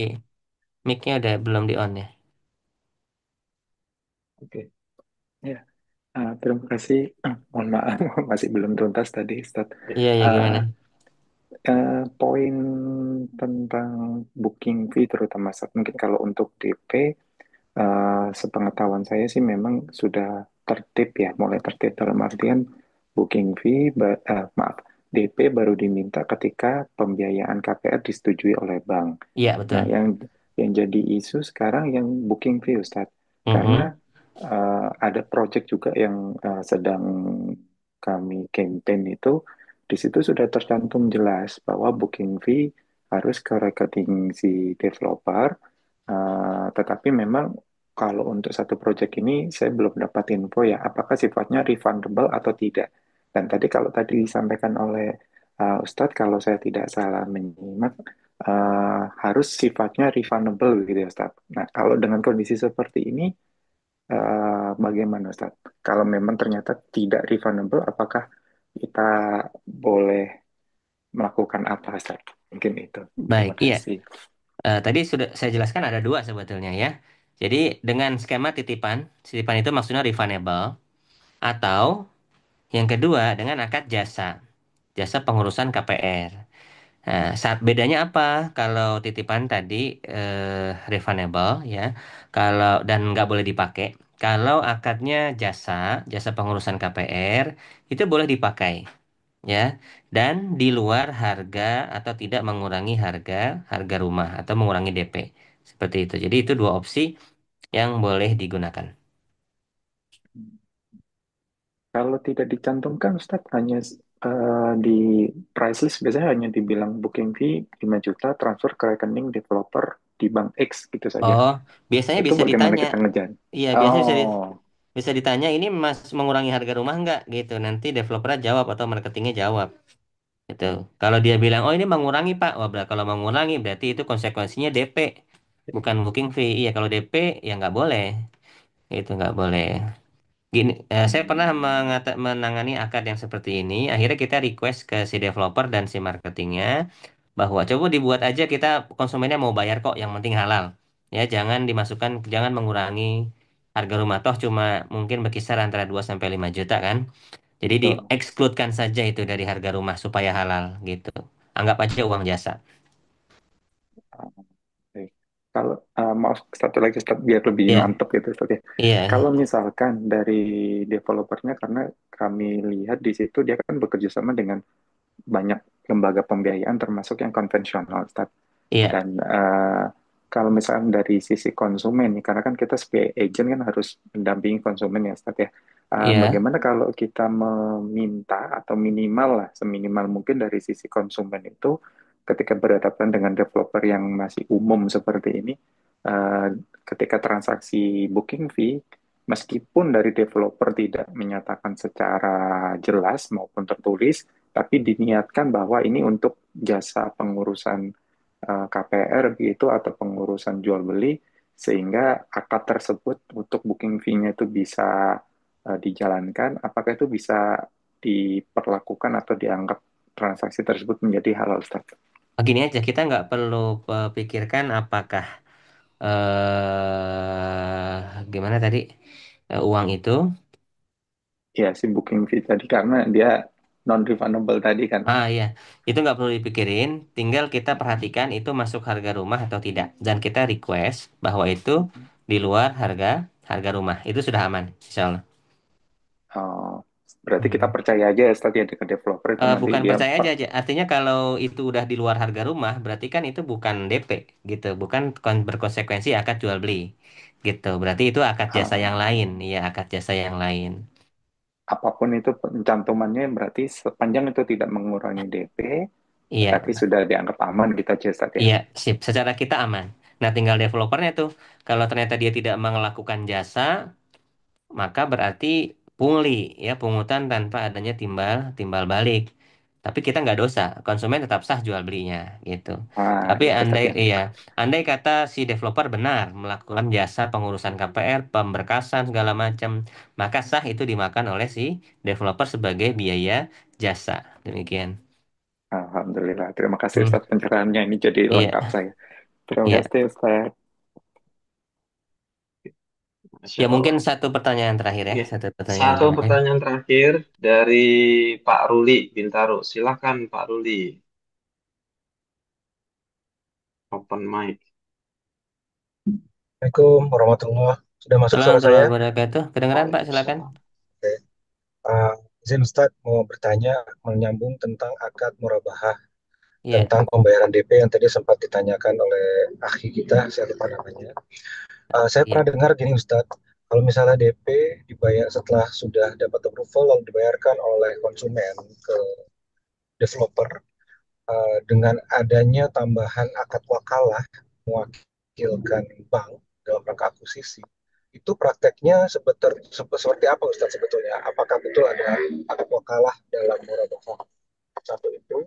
Sama yang kedua, kalau misalnya saya melihat alur adanya kekhawatiran tadi, barang belum dimiliki di bank sebelum akad murabahah dilakukan dengan nasabah, dengan konsumen, apakah ini menjadi akad MMQ, masyarakat mutanakisah menjadi solusi? Karena apabila DP dibayarkan kepada developer, maka itu menjadi bagian kongsi si nasabah dalam membeli bank bersama rumah. Membeli rumah bersama bank. Afwan. Oke. Kira-kira itu dua, Ustaz. Syukron dan jazakallahu khair. Iya, terkait akad wakalah, memang beberapa bank syariah ada yang merubah pakai wakalah ya, pakai wakalah. Ya, boleh. Ya, jadi sebetulnya wakalah yang ada di akad itu adalah memilih objek dan apa namanya menyerah terimakan objek. Ya, bukan wakalah bayar. Ya, bukan wakalah bayar. Jadi itu ada kekeliruan tasawur namanya dari beberapa marketing bank. Sebetulnya di SOP Murabahah yang diterbitkan oleh DSN MUI nggak begitu. Ya nggak, jadi bukan wakalah bayar yang dimaksud, tapi wakalah untuk memilih objek rumah untuk bank dan wakalah untuk menyerah terimakan surat-surat. Ya, surat-surat seperti SHM. Karena bank sebetulnya jual belinya tempo tuh. Jadi developer nanti di akad tuh nyerahin dulu sebelum akad dengan bank itu surat-suratnya SHM, SHGB ya, SHGB dan lain sebagainya itu diserahin dulu tuh ke notaris. Padahal bank belum bayar gitu. Bayarnya nanti setelah akad. Jadi bank sebetulnya dia jual beli tempo atau jual beli tidak tunai kepada developer gitu. Jadi bukan wakalah bayar duit. Yang dimaksud wakalah murabahah bil wakalah itu adalah wakalah untuk pemilihan unit dan penyerah terimaan dokumen dari developer kepada notaris. Itu yang dimaksud dengan wakalah gitu. Kemudian yang kedua, solusi untuk adanya hissah DP yang dibayarkan kepada developer dengan musyarakah betul, itu memang solusi. Tapi kan kita nggak bisa maksa bank mau pakai akad murabahah atau mau pakai MMQ karena nggak semua bank ada fasilitas akad MMQ gitu. Contoh di BTN misalnya, itu sekarang nggak ada pakai akad MMQ. MMQ adanya di bank muamalat. Di BSI untuk rumah ada, ya di BSI masih ada MMQ, di OCBC NISP ada, Bank Permata ada, itu akad musyarakah mutanakisah ya. Jadi kita boleh supaya nggak ribet masalah DP mendP ya. Kita mau bayar DP dulu atau developernya saklek nih, mau DP ke saya dulu, duitnya mau saya pakai gitu kan, baru saya urusin KPR-nya. Ya sudah, ngambil bank yang bisa pakai akad MMQ, betul, itu sebagai solusi gitu. Tapi kalau banknya ternyata nggak bisa MMQ, maka nggak boleh dipaksakan dengan akad MMQ yang menurut kita sendiri ya. Gitu. Nanti malah jadi aneh ya. Banknya maksudnya murabahah, kita buat konsekuensi sendiri MMQ, nanti jadi beda karena rugi kita. Kalau kita sebetulnya MMQ, tapi banknya murabahah. Karena biasanya rate MMQ di bank syariah itu lebih murah ketimbang murabahah. Murabahah itu cenderung mahal harganya. Ya, akad murabahah kalau kita KPR pakai murabahah itu mahal harganya. Karena dia menghitung proyeksi keuntungan 10 tahun atau 15 tahun ke depan. Itu udah langsung ditentukan untungnya berapa. Kalau pakai MMQ itu nggak ada, dia tidak menentukan 15 tahun atau 10 tahun. Dia mengambil biaya sewa tahunan atas rumah. Seperti seperti mirip di bank konven. Jadi ada eh, floating rate namanya. Mirip dengan floating rate. Sama seperti di konven. Jadi nanti tiap tahun berubah tuh harga cicilannya. Kalau di konven ngikutin BI rate ya, mengikuti suku bunga Bank Indonesia. Jadi konven itu belum tentu murah sebetulnya. Jadi di awal murah, nanti di tahun keberapa tuh naik bunganya. Nah, seperti itu. Di akad MMQ mirip kayak gitu. Memang murah, total-total murah. Cuma kadang tahun depan berubah cicilannya karena harga sewa yang berubah, harga sewa yang naik. gitu. Jadi ada plus minusnya menggunakan murabahah atau MMQ. Kalau nggak salah saya pernah menjelaskan di sini ya di kajian RHI mungkin ada filenya nanti beda antara MMQ dengan murabahah ya plus minusnya. Nah kalau murabahah salah satunya kalau kita mau pelunasan dipercepat itu harganya nggak bisa kurang ya nggak bisa dipotong. Karena udah harga jual beli dia ya kecuali banknya mau memberikan diskon. Tapi kalau pakai MMQ kita mau pelunasan dipercepat maka kita nggak perlu bayar margin sampai selesai margin 10 tahun atau margin 15 tahun tapi cukup bayar di bank syariah namanya ta'wid ya ta'wid kalau di bank konven namanya penalti misalnya 3 bulan cicilan saja sisanya nggak dihitung margin tahun yang tersisa yang belum kita lalui. Nah, itu bedanya. Maka kita harus pilih nih, mau prefer yang mana, mau yang harganya fix. Kalau mau harganya fix, nggak khawatir naik-naik lagi, ya murabahah gitu. Tapi konsekuensinya dia lebih gede marginnya, dan kalau pelunasan dipercepat, itu nggak ada diskon gitu. Tapi kalau kita mau murah, dan kalau pelunasan dipercepat nggak kena bunga sampai akhir tahun di 15 tahun, maka pakai MMQ. Ya, cuma konsekuensinya tahun-tahun depan harganya cicilan bisa naik sewaktu-waktu. Jadi itu bedanya ya. Allahu a'lam bishawab. Baik, Baik, saya Ustadz. cukup ya. Iya. Iya, Hmm. terima kasih sekali Ustadz atas ilmu yang disampaikan. Semoga ini bisa menjadi amal jariah Ustadz dan kita semua juga bisa mengamalkan. Oke, jazakallah khairan Ustadz Ahmad Sunaria atas penyampaian ilmunya. Baik, Oke, jazakallahu khair. Saya ya di closing sama antum aja ya. Iya. iya, Hmm. oke. Baik, alhamdulillahirabbil alamin Bapak Ibu yang dirahmati Allah. Demikianlah rangkaian acara pada malam hari ini ya. Semoga ilmu yang kita dapatkan pada malam ini bisa bermanfaat dan menjadi amal jariah kita. Ya, mohon maaf jika memang ada kekurangan pada pelaksanaan acara malam ini hari ini. Nah, mari kita bisa tutup acara malam ini dengan membaca doa kafaratul majlis. Subhanakallahumma wa bihamdika asyhadu an la ilaha illa anta astaghfiruka wa atubu ilaik. Wassalamualaikum warahmatullahi wabarakatuh.